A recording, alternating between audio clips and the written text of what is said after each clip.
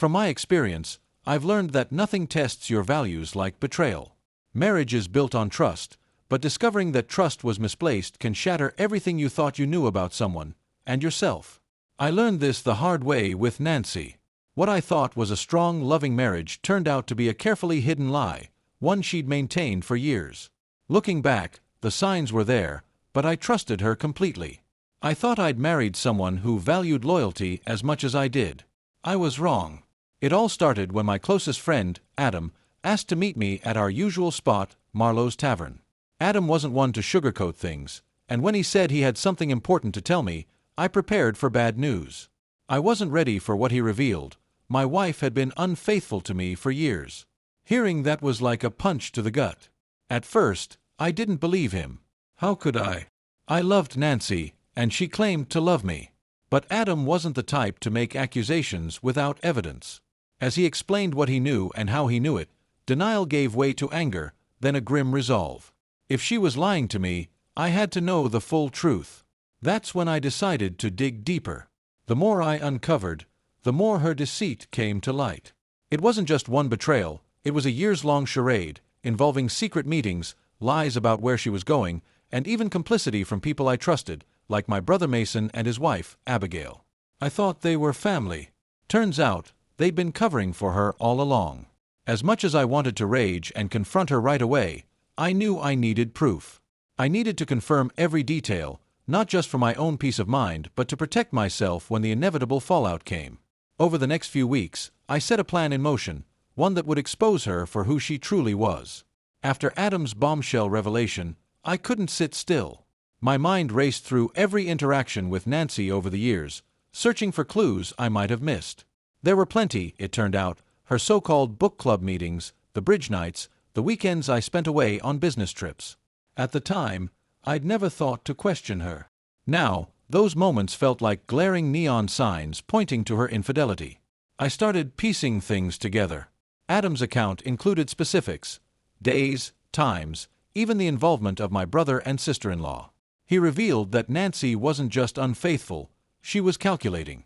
She used our home when I was away, hosting her lovers with the help of Mason and Abigail. The betrayal ran deeper than I could stomach. Still, I needed hard evidence. I couldn't accuse her without undeniable proof. With Adam's help, I purchased a small wireless camera disguised as a book. It was motion-activated and could record discreetly. I planned to set it up during my next business trip. Before leaving, I made a deliberate effort to act normal around Nancy. I initiated affection, planned date nights, and even upped our intimacy to throw her off any suspicions she might have had. It was painful to fake that level of closeness, knowing what I knew, but I had to maintain the facade long enough to gather what I needed. On the day of my trip, I placed the camera in our bedroom and left without a word. The recordings confirmed my worst fears. Nancy brought not one but two lovers into our home, on separate occasions. She didn't just betray me emotionally, she desecrated the space we'd shared as husband and wife. Watching those videos was agonizing, but it left no doubt about what had to be done. When I returned, I met with a divorce attorney to start the paperwork. My attorney advised waiting until I'd secured the house and locks to serve the papers. I agreed. I couldn't risk her taking advantage of shared property laws to make my life harder. The next step was preparing the house. I contacted a locksmith, changed all the locks, and reprogrammed the garage door. With Adam's help, I moved Nancy's belongings to Mason and Abigail's spare bedroom. I thought it fitting. If they'd been so eager to cover for her, they could deal with the consequences. Once everything was in place, I had the divorce papers served. Nancy's reaction was as dramatic as I expected. She called, pounded on the door, and even tried to force her way into the house.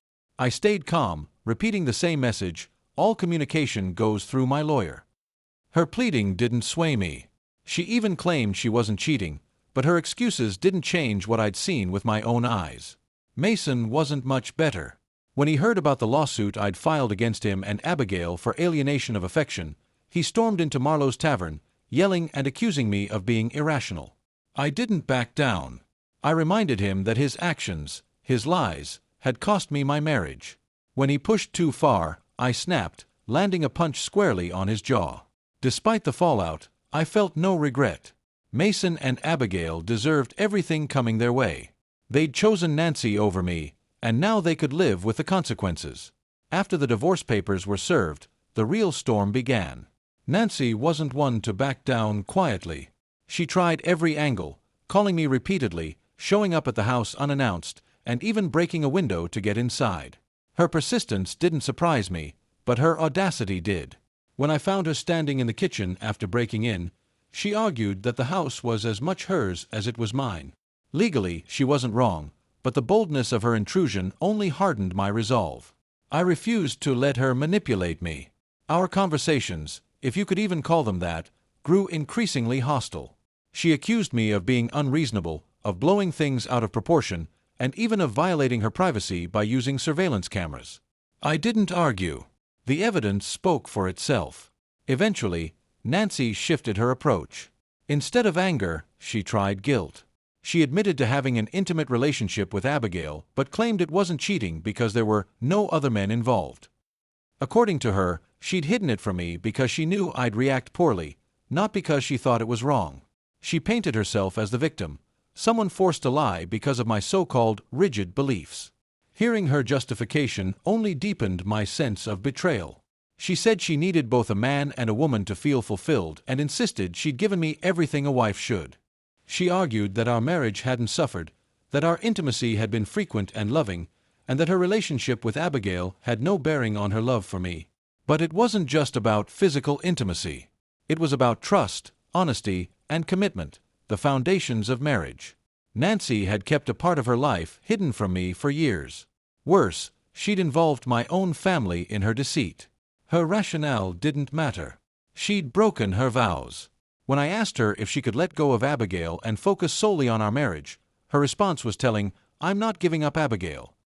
That was all I needed to hear. The fight was over. She might have been willing to compromise eventually, but by then, it didn't matter. Her first instinct had been to choose Abigail, not me. I told her as much, explaining that even if she changed her mind, it was too late. I couldn't rebuild a marriage on fractured trust. I couldn't be with someone who had proven they'd lie for years if it suited them. Nancy didn't understand, or perhaps she didn't want to. She accused me of being closed-minded and selfish, but her words didn't sting anymore. I was past the point of caring. The divorce was finalized quickly. Nancy moved out and spent several months living in Mason and Abigail's spare room, which felt like poetic justice.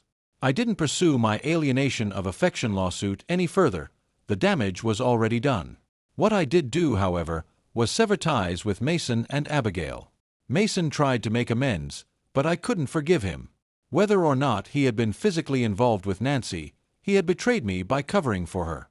To me, that was just as bad. Abigail tried to smooth things over as well, but I shut her out just the same. I couldn't bring myself to trust either of them anymore.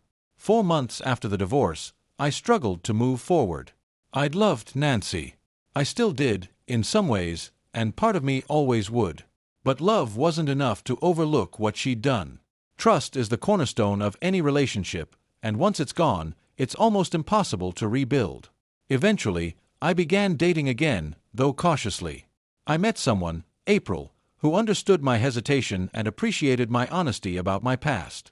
When I told her about Nancy, she laughed lightly and assured me she valued fidelity as much as I did. Over time, she helped me rediscover what it felt like to trust someone again. Closing that chapter of my life wasn't easy, but it was necessary. The divorce left scars, not just on my view of Nancy, but on how I saw myself. I questioned my judgment, my ability to trust, and my willingness to open up to someone new. But in the end, I realized that Nancy's choices didn't define me. What mattered was how I chose to rebuild after the wreckage. With April, things were different. She valued honesty and transparency in a way that Nancy never had. We built our relationship on mutual trust and respect, discussing our goals, fears, and expectations openly. When she hinted that she wanted a long-term commitment, I asked if she had any secrets I needed to know. Her response was simple and reassuring: "I'm all about loyalty. That's non-negotiable for me." We got married last spring. Now, she's expecting our first child, and I'm preparing for fatherhood with a sense of hope and excitement I hadn't felt in years. While my past with Nancy will always linger in my memory, it no longer defines my present. I've moved forward with someone who shares my values, and I'm determined to create a future built on the trust one once thought I'd lost forever.